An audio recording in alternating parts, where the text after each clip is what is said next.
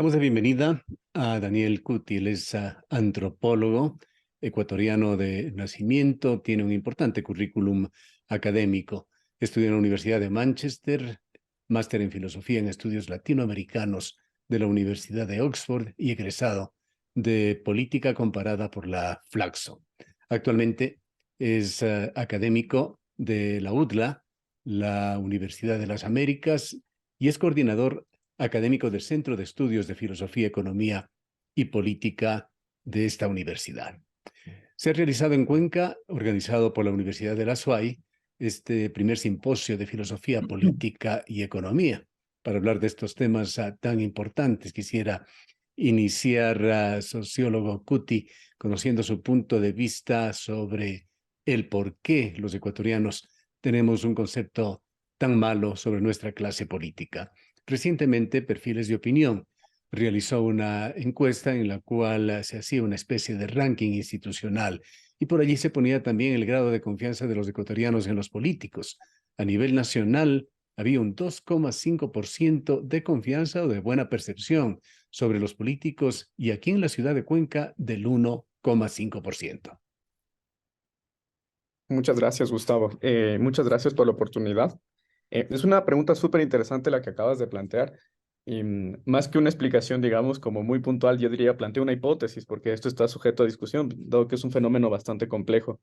En relación al diálogo que tuvimos el día de ayer con la gran acogida de la Universidad de la SUAY y la excelente organización de la UAFE, tuvimos una discusión que fue muy, digamos, interesante y provechosa, donde surgió este tema que tú planteas. El tema, digamos, creo yo, del distanciamiento que existe entre la ciudadanía, la sociedad civil, respecto a la clase política, que actualmente, no actualmente, digamos, es un tema bastante general, que ha estado, digamos, dentro de la administración del Estado, es que existe una distancia muy grande, muy amplia respecto a las demandas que suceden a nivel social y el tipo de respuesta, digamos, que vendría a tener la clase política como tal. Entonces, ¿qué sucede en esta cuestión? Creo que hay una falencia muy grande respecto a cómo los partidos políticos permiten que esta intermediación se dé de una forma adecuada.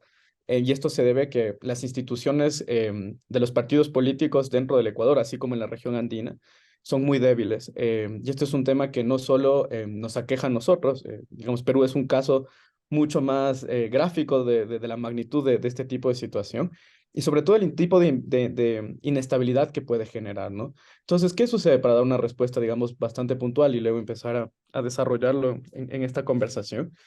Em, los partidos políticos no son instituciones fuertes, no logran representar de forma adecuada los intereses de la sociedad civil, sino que básicamente, como se ha mencionado en la literatura, son plataformas electorales que se activan al momento de las campañas.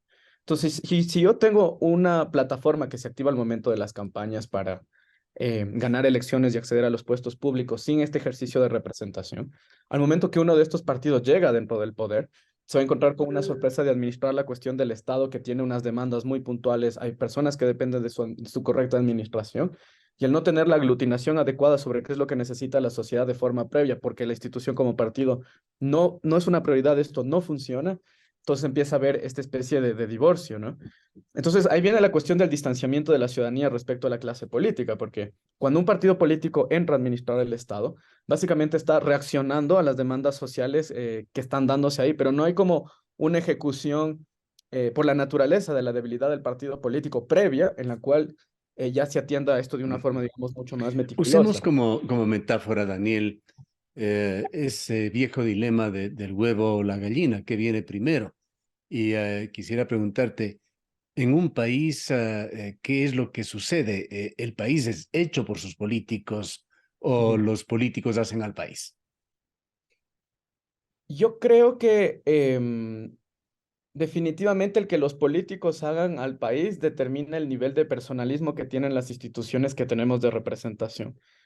Digamos que en el caso latinoamericano, al no tener instituciones sólidas, y hablo puntualmente principalmente de los países andinos, entre ellos Ecuador, por supuesto, al no tener una institución débil, al tener, digamos, una institución débil en la cual depende la representación, los políticos son los que empiezan a realizar, digamos, esta cotidianidad, justamente porque hay un nivel de incidencia demasiado amplia respecto a los liderazgos en términos de las instituciones. ¿Qué quiero decir con esto? Me pongo a pensar, digamos, en Estados Unidos, que es un país que tiene instituciones mucho más sólidas. Al momento que ganó Trump, por ejemplo, todos sabíamos la calidad de liderazgo que ejercía este político. Las instituciones políticas restringen el rango de incidencia que puede tener esta persona, a pesar de que tenga un proyecto político, digamos, bastante cuestionable. Ese tipo de situación en Ecuador o en los países andinos no sucede, porque al no tener este tipo de restricción, el nivel de la persona tiene mucho poder dentro de la incidencia de las instituciones como tal.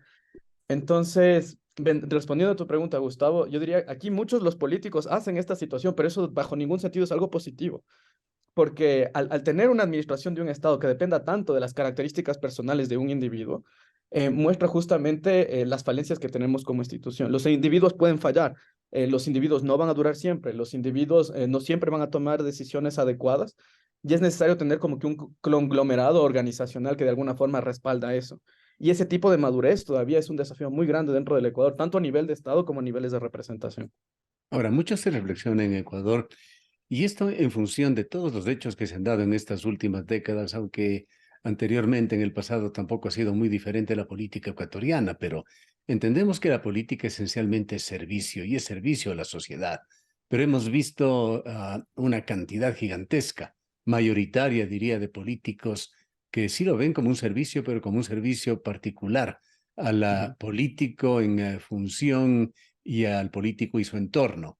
¿Qué es lo que sucede con este tema y es solamente un fenómeno ecuatoriano o se lo ve en un nivel más universal? Creo que esto que acabas de describir es una característica muy puntual nuevamente en países que las instituciones son débiles. Em, y ante esta situación surge una cuestión bastante puntual, que yo creo que es una característica, ahorita ya hablando del Ecuador muy particular. La sociedad civil tiene unos elementos valiosísimos dentro de su conglomerado. Hay ciudadanos muy capacitados, muy educados y que tienen, digamos, un nivel de compromiso muy amplio, que creo que buscan tener un impacto positivo dentro de la sociedad. El tema es que para poder llegar a que estos individuos valiosos formen parte, digamos, de un ejercicio, digamos, ya de carácter público. Esto no estoy diciendo que en el ejercicio público no haya gente valiosa, también lo hay. Lo que estoy mencionando es que dentro del ejercicio del Estado como tal, los espacios de injerencia por las dinámicas propias de los partidos políticos y del manejo del Estado restringen el nivel de incidencia y de decisión, digamos, de la sociedad civil, o se genera, digamos, estos casos en los cuales la sociedad civil no está interesada en participar justamente por los incentivos que están colocados en esta estructura del Estado y los partidos políticos. Y Claro, aquí haciendo... pero esto que tú señalas es un fenómeno que se está viendo en Ecuador. Entendemos que no solamente en Cuenca, en otras ciudades del país, en donde sin Claro. duda hay muchísimos ciudadanos valiosos, hay profesionales de la más alta calidad en las distintas ramas en Ecuador, pero muchos de ellos hacen un esfuerzo por ver solamente a la política de lejos. Sobre todo, me refiero a la política partidista, a la Ujú. participación en elecciones, a ser designado como un representante de la ciudadanía a través del voto popular. Claramente sí. Y ahondando en el punto que acabas de mencionar ahora, creo que hay que entender sobre cómo están colocados los incentivos de la administración pública actualmente.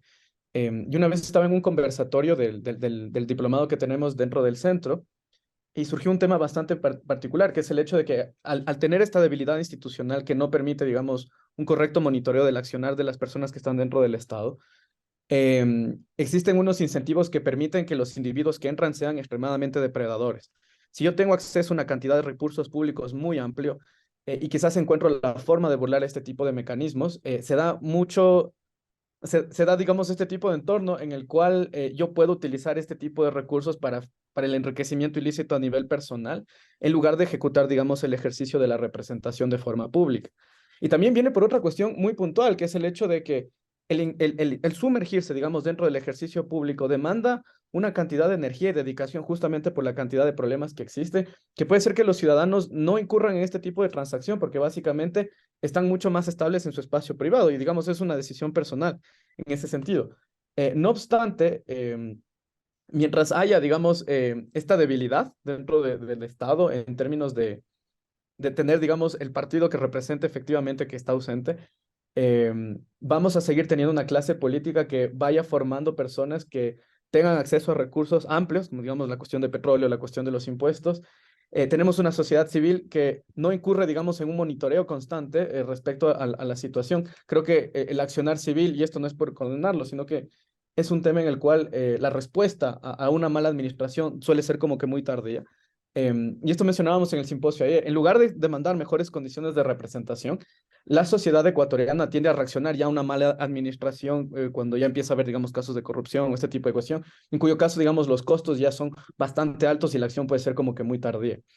Em, entonces, en este ámbito, lo que yo un poco estábamos proponiendo el día de ayer es cómo mejoramos las condiciones de representación, porque básicamente, en lugar de yo protestar por una medida que ya se tomó bajo estas dinámicas previas, es que tal si el ejercicio de la representación se da en una condición en la cual no haya, digamos, esta debilidad o esta verticalidad, y que justamente se busque aglutinar, digamos, las iniciativas ciudadanas.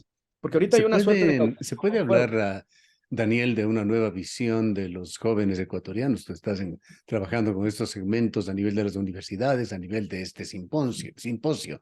Hay Ujú. temores en Ecuador, así como niños, jóvenes en ciudades, en barrios populares ecuatorianos, se ven atraídos por el narcotráfico, la riqueza que esto genera, el sicariato. Tenemos Ujú. historias muy fuertes, muy sensibles aquí en Ecuador. Se teme también de una clase política que ve con ambición, como una forma de vida para beneficiarse particularmente a la política. O hay una visión diferente en la cual valores y principios puedan empezar a guiar esta actividad en Ecuador, cuando se sabe que los sectores jóvenes son decisorios. Hay una pirámide electoral con una enorme base de jóvenes que bordea el 40% de peso en la decisión que se tome en las urnas. Claramente sí. Lo que yo noto, juntando los dos elementos que acabas de plantear, Gustavo, el primero es el hecho de que hay un interés bastante marcado por la juventud por tener incidencia social de una forma mucho más marcada. El problema es que la estructura del partido político que actualmente está operando utiliza a los jóvenes de una forma, digamos, bastante accesoria, en el sentido de que si bien hay jóvenes con mucha convicción, perdón, y mucha capacidad de gestión, digamos, a nivel estudiantil tiene un impacto brutal, lo que da incidencia del tipo de capacidad que estos individuos tienen. Pero al momento que yo entro en la política real, ¿cuál es el espacio de incidencia que podría tener un joven? Sino que se ve extremadamente limitado por las estructuras culturales que ya tienen los partidos actualmente. Entonces, ahí hay un tema, digamos, incluso generacional, porque básicamente en los países andinos, Ecuador, siendo un claro ejemplo de esa situación, los partidos políticos tienen dueños. Y mientras estos dueños estén arraigados dentro de la situación, mientras no renoven cuadros, la incidencia de los jóvenes es muy limitada respecto a un impacto a nivel político, a menos que ya se dé otro tipo de proceso, digamos, más cercano dentro del partido que justamente incurre en otro tipo de prácticas que distorsionan, digamos, la iniciativa principal que ellos tenían en otro tipo de espacios, ¿no? Y aquí viene la otra situación que tú mencionabas. Actualmente están surgiendo problemas que el Ecuador no ha enfrentado anteriormente, que son muy graves, que es la cuestión de la presencia del narcotráfico, el crecimiento de la cuestión de la inseguridad. Y la estructura de representación que tenemos actualmente de la clase política ya no satisface en mantener cierto tipo de estabilidad civil, por decirlo así, para poder contrarrestar este tipo de problemas. Entonces, ¿qué sucede? Los problemas a nivel nacional, a nivel continental y a nivel mundial se vuelven más complejos, más difíciles de resolver. Y esta estructura de representación que ha encontrado la forma de mantenerse viva de alguna forma, sin poderse modificar, ya no es suficiente para responder ese tipo de problemas. La capacidad civil, tanto en jóvenes como en adultos, como habíamos mencionado, está presente. No obstante, el problema es cómo yo hago que esta capacidad y digamos, estos actores civiles tan valiosos puedan entrar dentro de una situación de representación y tener un impacto político, porque actualmente eso es lo que no sucede, porque la clase política está muy arraigada en esta situación. Y ahora yo digo, debe haber actores políticos, no, o sea, que son valiosos también, pero el tema es que siguen reforzando la misma estructura que está presente en términos de representación, que es básicamente satisfacer los intereses privados de los que son los dueños de los partidos. Entonces, esa cuestión que nos ha marcado históricamente hasta ahora es justamente, digamos, una herramienta que ya se vuelve muy inútil, muy obsoleta para enfrentar el tipo de problemas que están viniendo ahora. Y ese tipo de complejidad creo que lo estamos viendo justo en el deterioro de nuestra vida. Hablando de estos Ya. problemas contemporáneos, ¿qué reflexión se puede y se debe hacer sobre estas denuncias que han llegado ya al más alto nivel, hechas públicamente por el presidente de la República, por el ministro de Gobierno, el ministro del Interior, sobre ese gigantesco riesgo muy real de la infiltración de la delincuencia y de las bandas organizadas de la narcodelincuencia, del narcotráfico en la política ecuatoriana.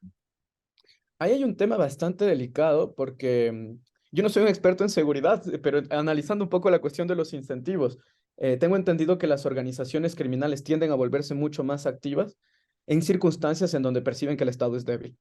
El Estado es débil actualmente en el sentido de que representa los intereses a nivel colectivo de una forma muy limitada. Entonces, como habíamos discutido esta situación, tengo una estructura de representación antes de llegar al Estado que básicamente no representan a nadie, sino dentro de un imaginario y vienen todas las pugnas ideológicas, pero que realmente no hay un ejercicio, digamos, más directo de si efectivamente estoy representando tus intereses.